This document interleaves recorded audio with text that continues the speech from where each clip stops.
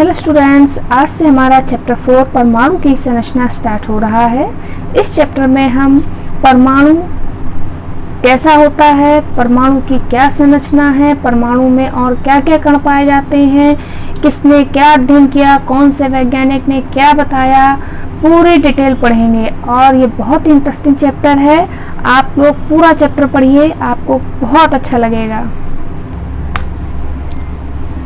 जैसा कि हम जानते हैं कि बहुत प्राचीन काल से ही वैज्ञानिक लोग, दार्शनिक लोग ये सूक्ष्म से सूक्ष्म जो कण होते हैं उनके विषय में जानने की कोशिश करते रहे हैं। परमाणु के विषय में हमने पिछले चैप्टर्स में पढ़ा है। सबसे पहले तो वैज्ञानिकों ने यही बता दिया कि जो पदार्थ का सबसे सूक्ष्मतम कण होता है वो परमाणु होता है। ये अविभाज्य नहीं है, इसको विभाजित नहीं किया जा सकता है, यानी ये लास्ट सबसे सूक्ष्म कण है।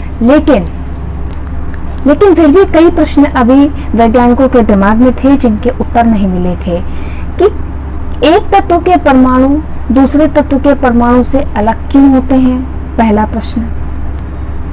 दूसरा कि परमाणु वास्तव में अविभाज्य होता है, यानी विभाजित नहीं किया जा सकता है, या फिर इसके अंदर और भी कण विद्यमान होते हैं। और तीसरा, दो वस्तुओं को रगड़ने पर उनमें आवेश आता है, आखिर वो आवेश कहाँ से आता है। इन सब प्रश्नों की जब खोज की गई और भी वैज्ञानिक अध्ययन किए गए तो ये पता चला कि जो परमाणु है वो विभाज्य है, इसे विभाजित किया जा सकता है और ये आवेशित कणों से मिलकर बना है। ये आवेशित कणों से मिलकर बना है और इसी कारण दो वस्तुओं को रगड़ने पर उनमें विद्युत आवेश आ जाता है। वैज्ञानिकों की काफी मेहनत के बाद ये पता चला कि जो ये परमाणु होता है वो 3 कणों से मिलकर बना होता है, जिन्हें हम कहते हैं इलेक्ट्रॉन, प्रोटॉन और न्यूट्रॉन। इलेक्ट्रॉन, प्रोटॉन और न्यूट्रॉन जो है वो परमाणु के मूल कण हैं। अब हम इनके क्या लक्षण हैं इनके विषय में जान लेते हैं। इलेक्ट्रॉन प्रतीक यानी सिंबल इसका ई होता है, इसमें आवेश ऋणावेश -1.6 × 10⁻⁻19 कूलाम, द्रव्यमान ग्राम में 9.1091 × 10⁻28 ग्राम, और इसकी खोज जे थॉम्सन ने की थी। दूसरा प्रोटॉन, सिंबल पी, आवेश धनावेश +1.6 × 10⁻19 कूलाम।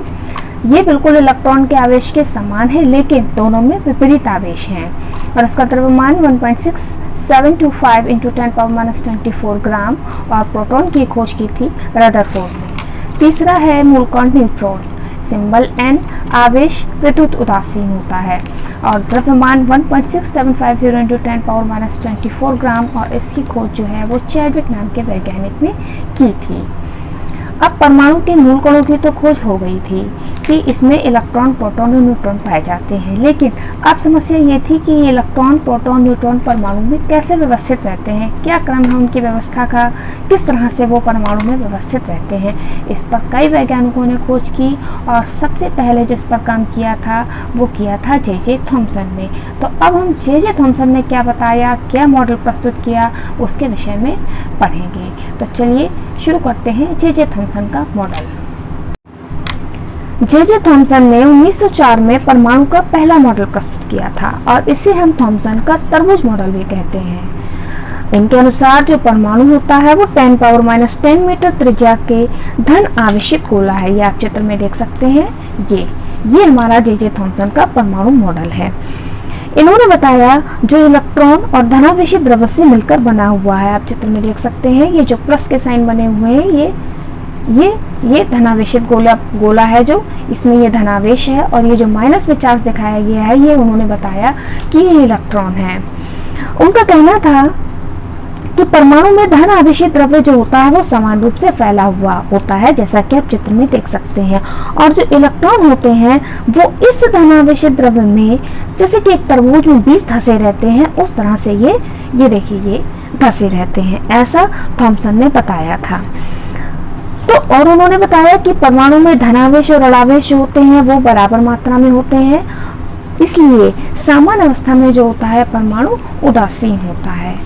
लेकिन दूसरे वैज्ञानिक रदरफोर्ड जो थे, उन्होंने जब अल्फा कणों के प्रकीर्णन का प्रयोग किया तब ये सिद्ध हो गया कि ये जो थॉमसन का मॉडल है ये बिल्कुल गलत है। अब